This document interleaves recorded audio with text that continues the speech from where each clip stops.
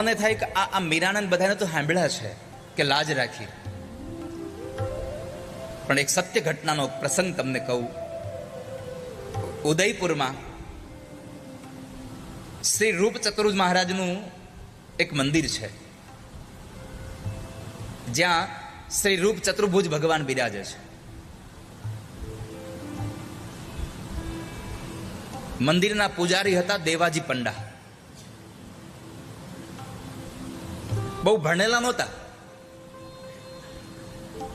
પણ ભગવાનની પૂજા અર્ચન વિધિ સાથે એ પરિપાઠ પૂર્વક બધી પૂજા કરાવે. એક દિવસ ઉદયપુરના નરેશ રાત્રિનો એક પ્રહર પૂરો થયા પછી, ભગવાનની શયન આરતી થઈ ગયા પછી પરમાત્માના દર્શન કરવા આવે છે. અને અહીંયા આગળ દેવાજી પંડા ભગવાનનો શિંગાર ઉતારી અને પરમાત્માને શયન વિધિ કરાવે છે. ભગવાને જે દિવસના સમયે ગળામાં હાર પહેર્યો હતો, એ હાર કાઢી અને પોતાના માથા પર મૂક્યો. દેવાજી પંડાએ પોતાના માથા પર મૂકી દો.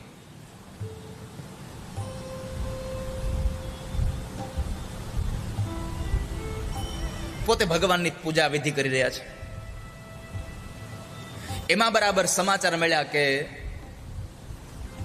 ઉદયપુરના નરેશ આવ્યા છે. ગર્ભગૃહના મંદિરના પટ બંધ થઈ ગયા છે, અને એવો મંદિરની બહાર આવતા હતા. આમ બરાબર જ્યાં જોવે છે તો મહારાજ આવે, એકદમ દોડીને મંદિરમાં જતા રહ્યા. એ સમયે મહારાણા ત્યાં પહોંચી ગયા.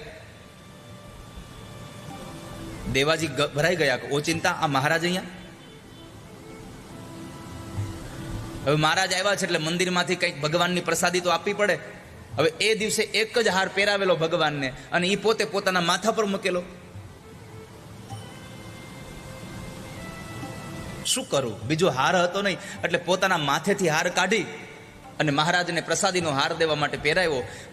જેવો ગળામાં હાર પહેરાવ્યો એટલે ઉદયપુરના એ મહારાજ એ નરેશના આંખની અંદર ચડ્યું કે આ હારની અંદર 2 સફેદ વાળ હતા. દેવાજી પંડાને મોટા મોટા સફેદ વાળ. હવે એ હારમાં ફસાઈ ગયેલા, એને ખબર નહીં.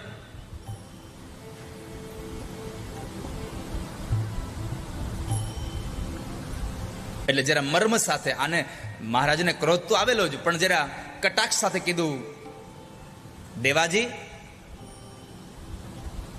ભગવાનના વાળ સફેદ થઈ ગયા લાગે છે. આ એટલા ગભરાઈ ગયેલા હતા દેવાજી. ઉતાવળમાં શું જવાબ દેવો કઈ સાંભળ્યું નહીં, અને સીધું કીધું, હા હા ભગવાનના વાળ સફેદ થઈ ગયા છે.